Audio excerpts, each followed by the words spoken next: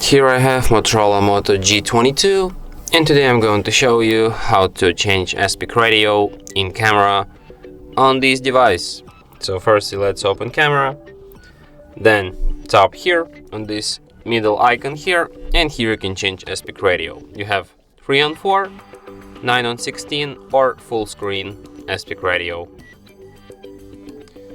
something like that.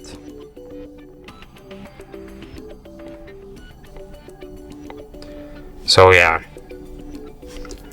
and that's it. Thanks for watching. If you find this tutorial useful, don't forget to hit that like button and subscribe to our channel.